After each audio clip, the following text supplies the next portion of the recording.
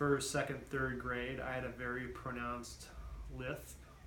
I had a speech impediment that made me incredibly self-conscious about talking out loud and about um, introducing myself to people. At the time, our school district adopted a literacy program that was fundamentally oral. So they were teaching kids to read by having them stand up and read out loud.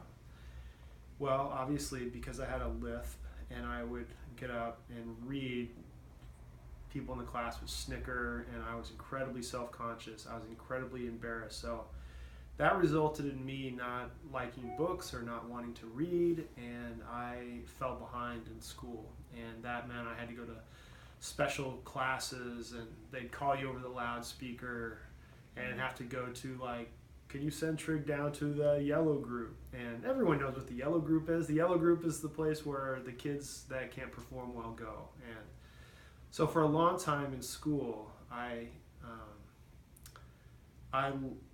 dreaded, I lived with the shame of not feeling smart, not feeling like I could read well. And I tried to hide this from my parents until one day I had to get like a slip signed from my mom and dad, and I kept it for like a week until finally, like, I had to turn this slip in for some assignment. I don't even remember what it was, but I remember my mom coming in and tucking me into bed. I was in third grade.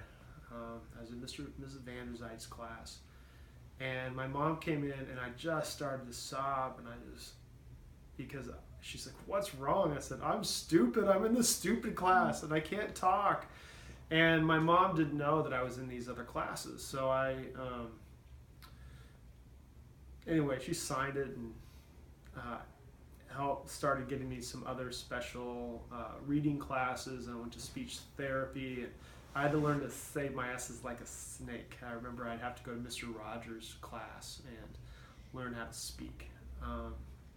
Well, I tell that story because early on, it wasn't just about the speech class. It was really overcoming the sense of shame that comes with not feeling smart or not feeling like you can do things. And so I resolved at a very early age I wasn't going to let these things get in the way of who I want to be. I think it's ironic now that I make my calling is fundamentally involves getting up in front of people and speaking out loud.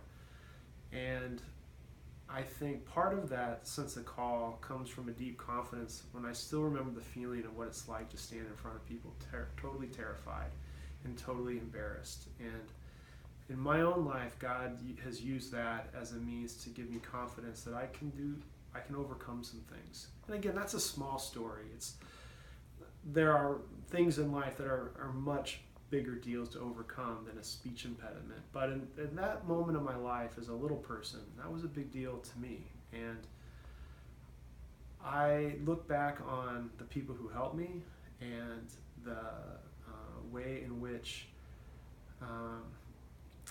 that shame wasn't real but perceived in me. No one else was looking at me that way, but I looked at me that way. And so I think one of the things to overcome is sometimes how we perceive ourselves versus what the reality is. And that was one of the little moments in my life that has paid larger dividends in overcoming.